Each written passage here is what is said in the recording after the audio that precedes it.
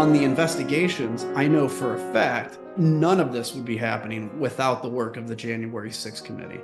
When we started that first hearing where we really kind of launched into what we had, we saw the fever pitch at the DOJ change substantially. And the focus, and I've heard you talk about this on places like the Bulwark, the focus went from, we're going to put these little people away who broke the law and deserve it. And now, oh crap, there is enough evidence to go after the big fish here. And I think there is no doubt that Donald Trump is guilty of what we said he's guilty of and what Jack Smith has said he's guilty of. I think there's no doubt. I'm Benjamin Wittes, and this is the Lawfare Podcast, December 23rd, 2023. The other day, before a live audience, we had our Lawfare year-end extravaganza. It was 2 hours long, so we've broken it up for purposes of the podcast. In this episode, you'll hear my interview with Adam Kinzinger, former representative and member of the January 6th committee, who headlined the event. We talked about the big national security stories of 2023, both domestically and abroad. We talked about what to expect in 2024 and how the international stories are linked to American domestic politics and dysfunction. It's the Lawfare Podcast Year-End Edition, Part 1, a conversation with Adam Kinzinger. Welcome, everybody, to Lawfare's year-end, or maybe year-beginning, year transition event. We've never done one of these before, but we thought it was time. We were big kids now, and we're going to do a bit of a roundup of what we've been up to and what we've got coming. And joining me for the first part of the show is Representative Adam Kinzinger, or I should say former Representative Adam Kinzinger, because he's Kinzinger Unchained now, unshackled by the House of Representatives. I said to him, as I was texting him to invite him, that I could not think of anybody other than him who was as well positioned to discuss the incredible range of things that Lawfare covers, both Trump trial stuff, cybersecurity, flying airplanes, drone strikes, Ukraine. He is perhaps the member of Congress whose interests most closely approximate Lawfare's interests. He is a disgrace to his family and to God, but he's a great friend of the site. Welcome, Representative Kinzinger. Thanks. It's good to be with you. It's good to be the disgraced and best guest possible for you guys to open this up. So and you bet you for those who don't quite get the introduction, can you explain? Yeah, because they're disgrace? They're like, that doesn't sound like a nice introduction. Ben's a jerk. Yeah. So look, it's what was this back right after I voted for impeachment? I went and visited my parents. So they lived about an hour south of me, and I'd go, probably once a month, really, just for a day or so. And it happened to be the day I went down there, a certified letter, like anybody even sends those anymore, but it shows up at my house. And I noticed the return address is from some relatives, and I'm like, oh, cool. So I open it up, and I'm thinking, because I'm an idiot, that like this is going to be some compliment, like, thank you for standing by your principles. You make us proud. Like, why would anybody send that? And it just opened up with like, oh my, what a disgrace you are to us and to God.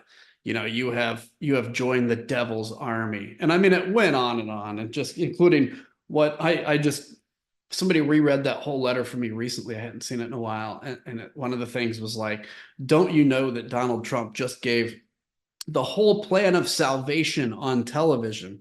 And I'm like, wait, is this the same Donald Trump that said he's never had to ask God for forgiveness? Like, that kind of seems to violate the plan of salvation. So that's what it is. Yeah. So I'm disgraced, whatever. And that's fine. Well, you're always welcome at Lawfare. Thank you. where we're all disgraces to our families and God.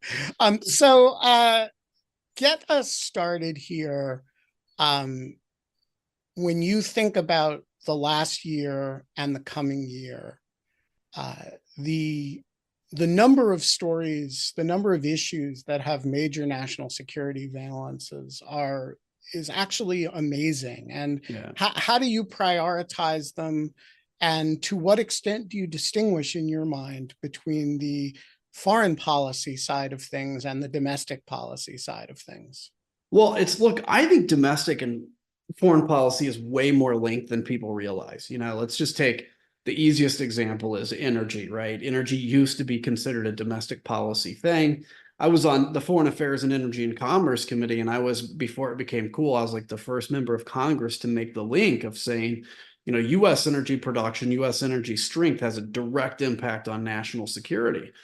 I would also argue, of course, American democracy and the threat that American democracy is under right now has foreign policy implications beyond anything else we're seeing. Because if the US falls into this soft autocracy, if Donald Trump wins again, the impact to the rest of the world is immeasurable. And it'd be great for China, great for Russia, great for North Korea, great for all our enemies, and all our allies would be scrambling. So if I would prioritize kind of the most important stories that we're sitting on right now when it comes to even just specific foreign policy, American democracy is number one.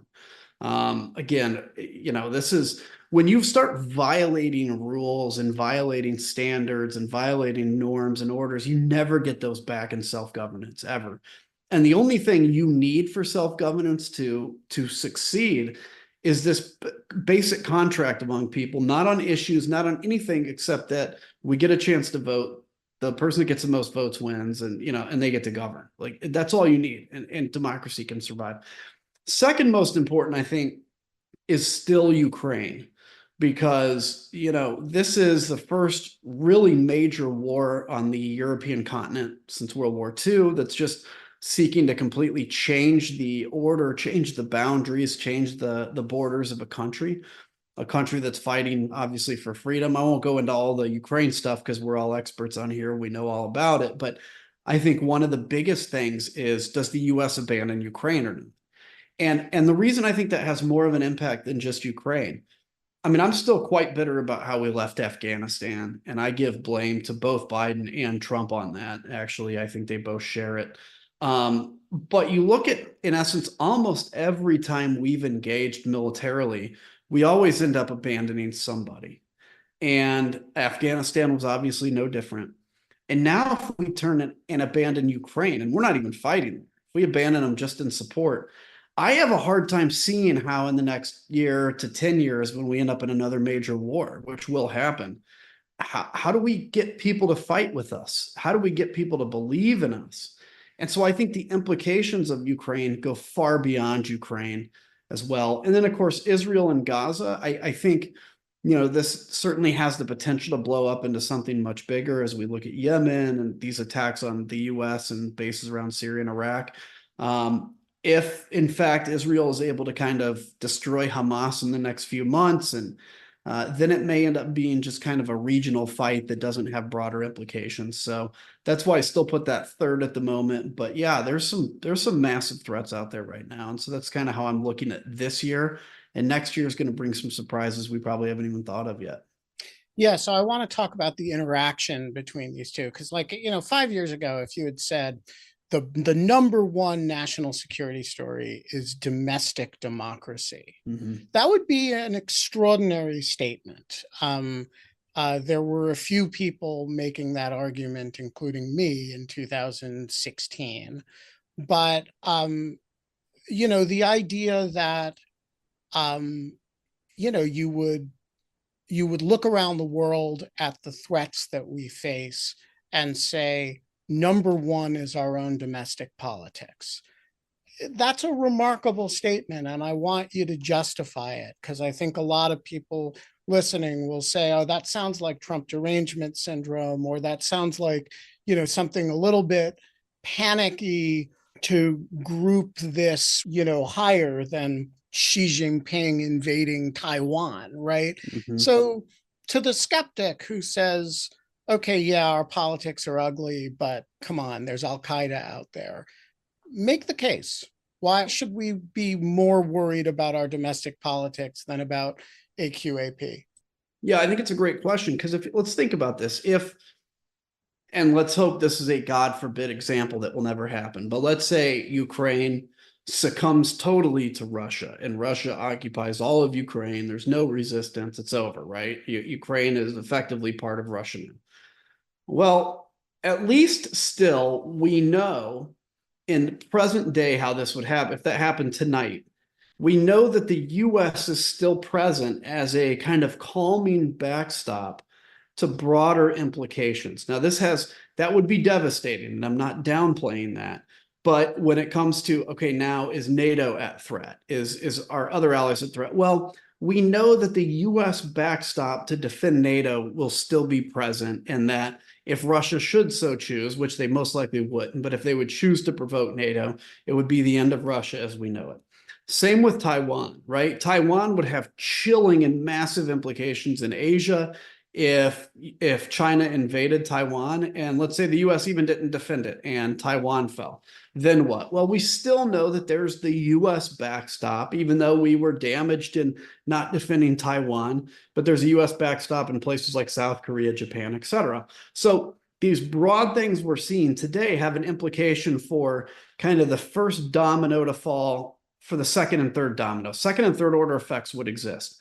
If the US government, basically, if democracy fails here, and I'll quickly make the case for why it could after this, but if democracy fails here, you've now taken away the US backstop in any of these world events. So what is Ukraine today could easily much more be Latvia, Estonia, Lithuania. Do we really think if the US was out of NATO that Russia would expect a fully united European front against Estonia, Latvia? I mean, who knows, but much less likely.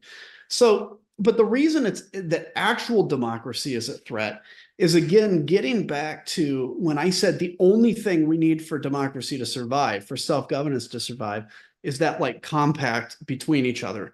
Like, Ben, you and I, we probably agree on more things than not, but let's say we agreed on nothing, right? Nothing at all. You were pro-Russian, you loved Putin, everything else, right? But we could still exist in a democracy because you would vote your way, I'd vote my way, and we were playing by those rules.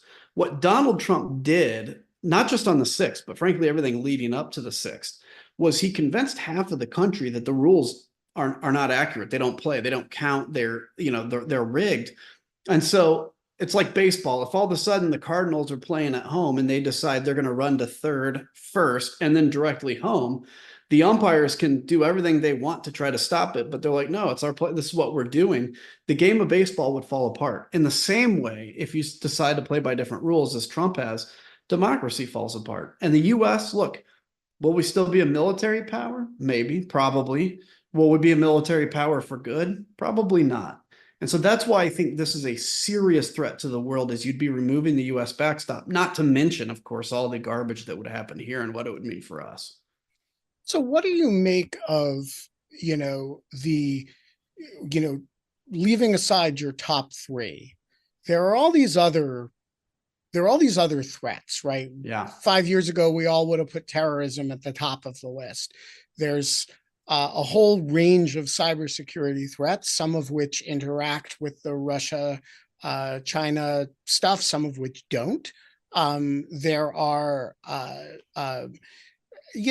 you do have this feeling that the list of threats and the severity of them, they're so diverse and so many now that it gets to be kind of hard to prioritize them. It gets to be like, it's like living in I don't know, the middle of a drum that somebody's beating on. What's the right way to sort of stay disciplined and not go insane when you're sort of surrounded by Taiwan's going to get invaded, Hong Kong's being obliterated. You've got Russia and Ukraine, you've got Donald Trump wants to destroy NATO and just have an autocracy here. Just what's the centering mechanism to think about national security in a way that doesn't drive yourself insane? Well, I think first off, it's the reminder that we are, the reason the US feels like there were threats everywhere is because if you're Iran, you only have to be good at one thing. Let's say it's cyber. In their case, they have missiles.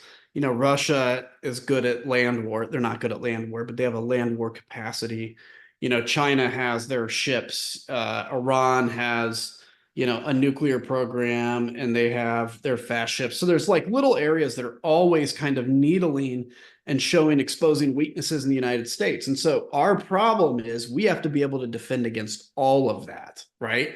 Now, all of a sudden, space is a frontier. So we have to build a space force. Now, all of a sudden, Guyana is at threat because of an oil region. And so we have to be ready to react for that. So how do you think of it as the best thing we can do here? And I think we actually do a pretty good job of it, although, certainly government could be more nimble, is we have to be able to defend ourselves. And I think we can do that really well.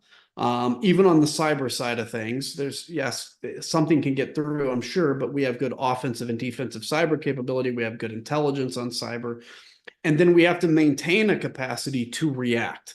And so from our safety perspective, the ability to defend yourself is important. The ability to be able to react is important. Now, if Taiwan, South Korea, Russia, Iran, everything kicked off all at once, would we be overwhelmed? Yeah, to an extent we would. We still have a very intense military capacity, but the likelihood of something like that happening is pretty low. The thing where I think we should get stronger at, and this is what I try to encourage thinkers all the time to think about, is there's these interests. I can use the Air Force because I'm intimately familiar with it as an example. The whole time in Iraq and Afghanistan, we were burning the life out of like F-16s to do CAS, to do close air support. So an F-16 would go up, fly about a 6-hour mission, maybe drop a bomb, maybe do a show of force, and it would go home. And we burned our F-16s. In fact, their lives are probably going to be 2 decades shorter because of the amount we were flying them. We were also spending whatever it was, $20,000 an hour to fly an F-16. Whereas there were things like the AT-6, which is a light attack fighter that runs about $5,000 an hour. You can burn the life out of those all you want. And in an area where there's no surface to air missile capability, these are actually better at close air support. But the Air Force doesn't want to do it because if you start buying things like light attack fighters, you have to buy less F-35s and F-22s, and that's their pet project. So now we have F-35s having to go into an area without a ground threat and do CAS, which just wastes American money. So I think what we need to start thinking about is how do we fight both irregular and, quote unquote, I hate the term, but regular warfare at the same time? Why is it that a fighter pilot can only be registered to fly an F-16? Why can't he fly an AT-6 as well? It's the exact same mission, just a different plane, and it could save the taxpayers a lot of money and capacity. So that's my short answer, my long answer, I guess, to your question.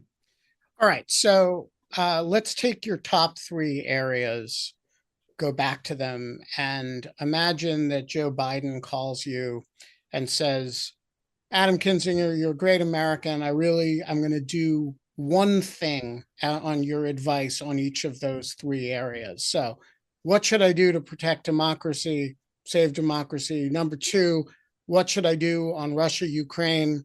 And number 3, what should I do on Israel, Gaza? You get one thing for each one. What are they? Well, I think it's really easy. For democracy, it's win. You have to win in November. Look, I'm not a Democrat, and I keep my Republican stripes because it pisses them off more than I do. So I'm not going to get rid of it. And I'm still a centrist, center-right person. But he's got to win. I mean, that's all it comes down to. And if I was giving him advice, it would be, you've got to do something about the border. No matter what you believe in it, it is a politically killer issue right now, and that's not going to change.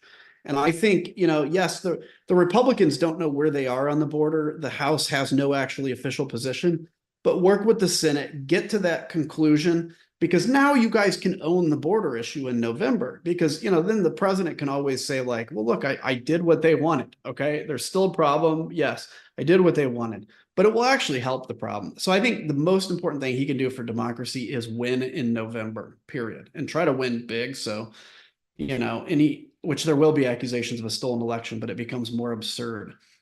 In Ukraine, it is, look, this is so frustrating to me. When I was in Congress, like, we would be lobbied by two different sides here. Of one is the Army that would say, we have way too many Abrams tanks. And they would show us thousands of them, like basically parked in a stockyard, because on the other end, we're getting lobbied by, I think it's General Dynamics that makes them, that's saying, look, we have all these tank parts. They do the little thing where one piece of the tank is made in every state, and we can't shut down these factories. So Congress always ended up plussing up the number of tanks that the Army was required to buy. So we have, like, I don't know, 10,000 tanks, whatever the number is today. And we've given Ukraine 20, 30, really? Like, we literally have tanks that are going to be rotating out of stock and probably destroyed because they're too old. So give Ukraine the tanks, give them the ATACMS that they need, allow them to open up a significant front in Crimea. They've already pushed back the Black Sea Fleet. So, obviously I'd tell him, give Ukraine the next aid package, but you asked what I would tell him, not what I would tell Congress. What I would tell him is, we have so much in the inventory that we're never going to use.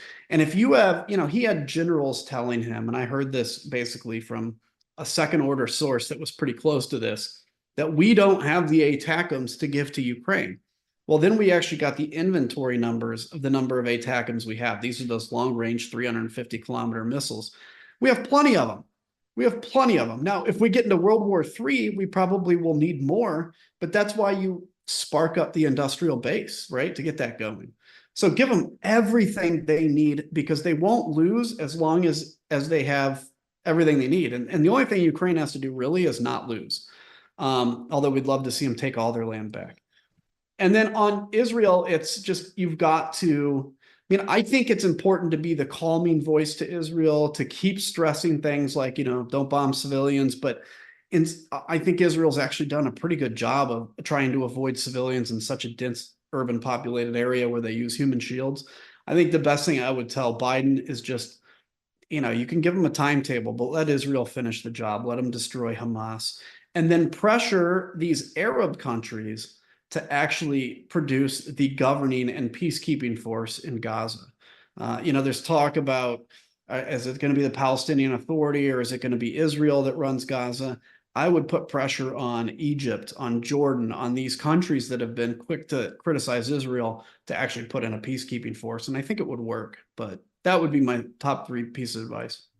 All right, so I want to go back to your service on the January 6th committee. It's been now a year since you guys wrapped up, during which time a lot has happened, most recently the disqualification decision in Colorado, but also the various indictments, both in Georgia and in federal court here in Washington.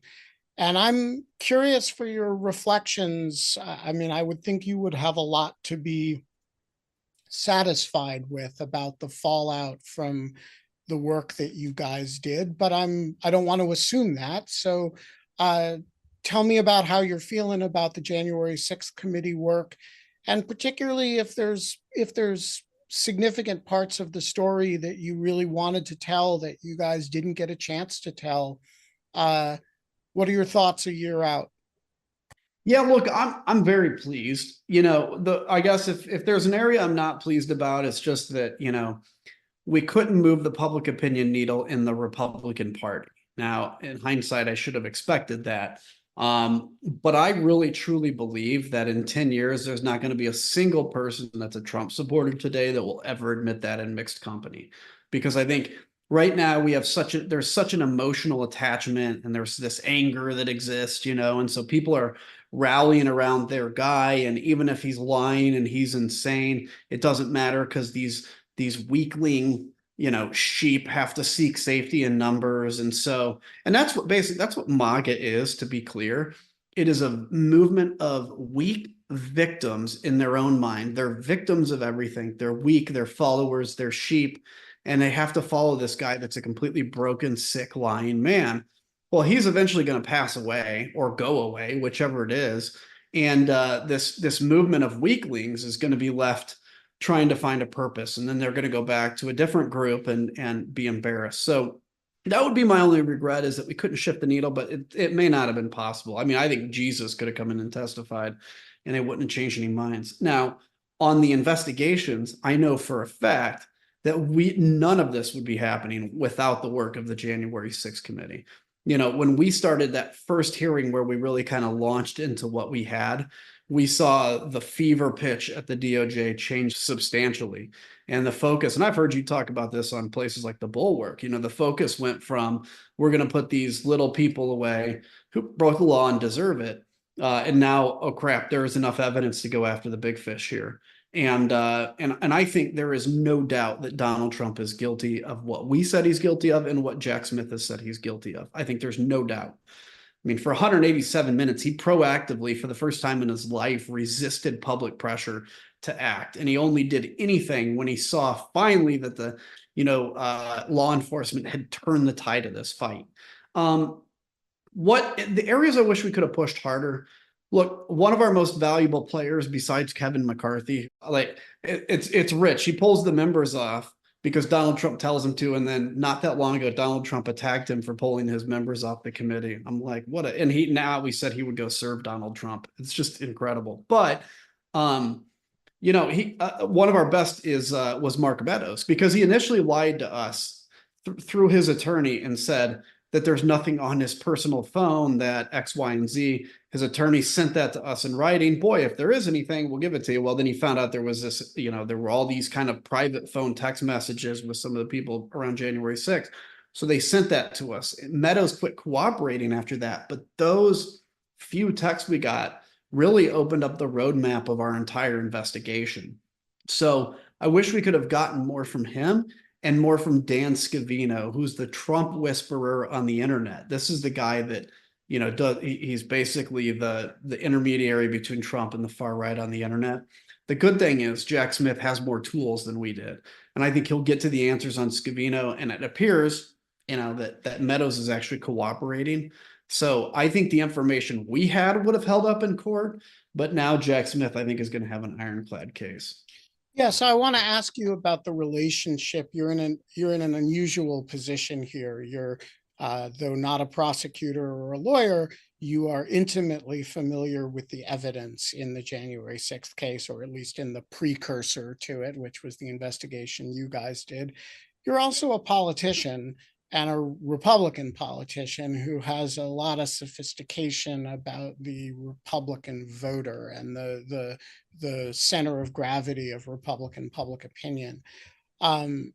There's been some interesting data recently that suggests that a fair number of Republicans would have second thoughts about supporting Trump in the event of a conviction.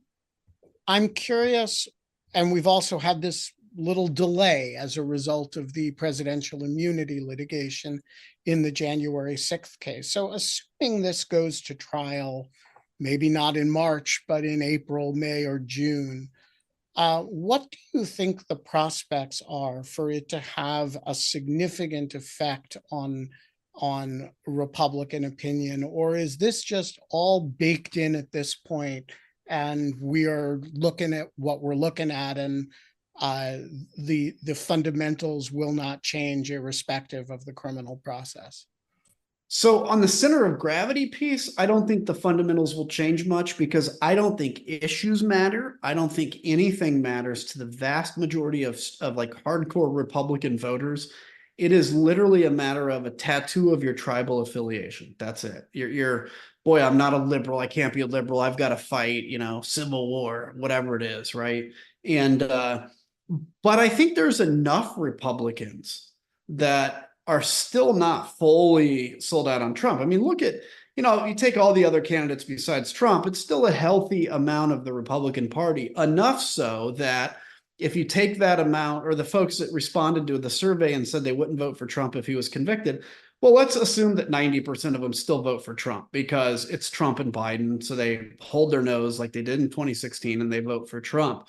But if 10% of those numbers swing, well, that's important. And that's enough to change an election outcome. And this is my message to the Democrats, by the way. I made the statement the other day, and I'm not asking for the Biden folks to call me, but like I've been out there saying, I'm going to support Joe Biden over Donald Trump. I have yet to hear from the Biden campaign. And I've talked to other Republicans saying that they're really lazy or doing something. They're not understanding it.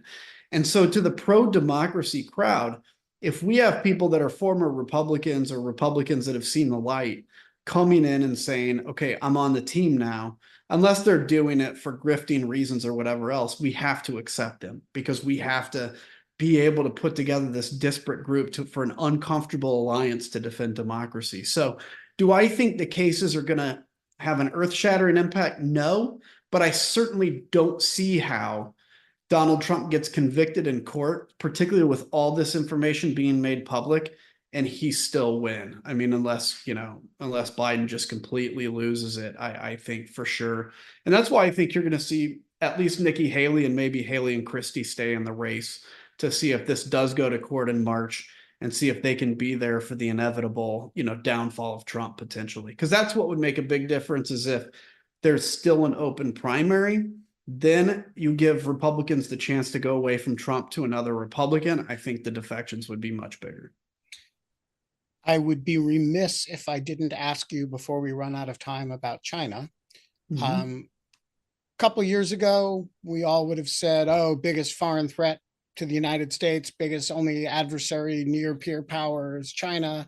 We've just had a half an hour conversation. It's barely been mentioned. What are the strong center of American politics from center right to center left that recognizes these issues as matters of concern? What should be the unified field what should we all aim for with respect to China over the next year or so? Yeah, look, and I think it's important because I think China still is, from an actual straight foreign policy, so not including U.S. democracy, it still is our top foreign policy challenge. I mean, Russia in the intermediate, they're like our 10-meter target because that has a direct impact soon this year on the post-world order, but China's in the background as a persistent threat. So for us, I think of it this way. Obviously, we have to harden our cybersecurity. I hate TikTok. I'll be clear because I really do believe there's a menacing thing behind TikTok. But regardless, the Chinese information war, I think, is having an effect. We have to protect I was the only Republican, which surprised me, that voted for the CHIPS Act. Despite that Republicans wrote about half of it but they just didn't want to give Biden the win. So we have to continue to defend our supply lines and our supply chains. And so I think we need to be thinking that through in case we do end up in a fight with China. The last thing we need is to then be paralyzed in terms of executing that fight. Because China, I guarantee you, they know every part of our supply chain that we're vulnerable. And so we need to near or onshore some of that capacity. And then I think continuing to build our military to the point where it's not that we necessarily have to have a military that can defeat China in 48 hours, but we have to have a military that will defeat China ultimately, which I think we have right now. And that then changes China's calculus. We're going to have to learn to live with them in the world, but we don't have to learn to live with their expansionism. And the other big thing is that we need to watch next year and even the following year is their economy. We keep hearing, they were supposed to have surpassed us by now, but their economy is slowing down. They have huge demographic issues. President Xi has disappeared as well as, some of his leaders.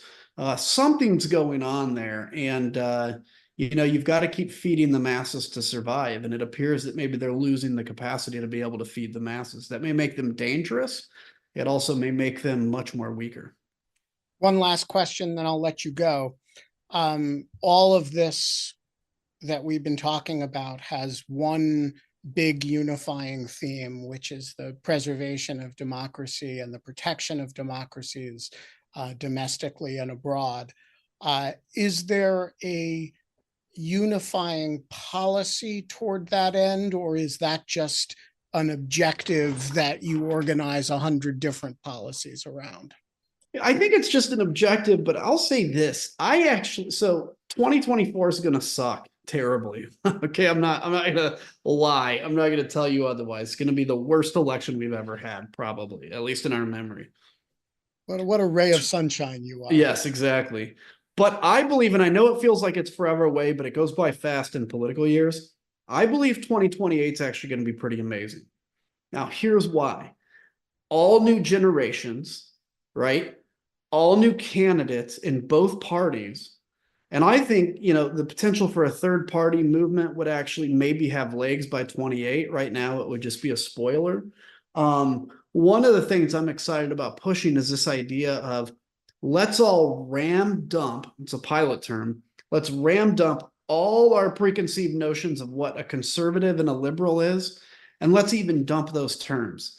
And let's come in like we're an alien from outer space, see what the problems of our country are, and figure out how to fix it. Like we have income inequality, we raised taxes and we lowered taxes, and we still have a problem. Somebody's got the answer out there.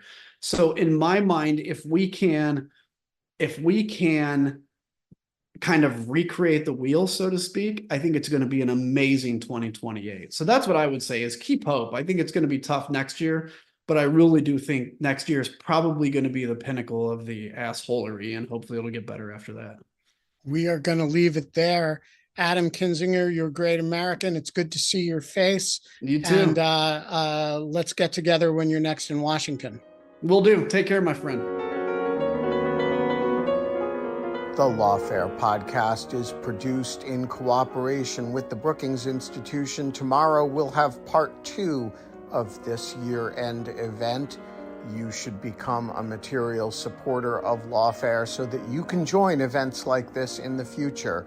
Our audio engineer this episode was Anna Hickey. The Lawfare podcast is edited by Jen Patja Howell. Our music is performed by Sophia Yan.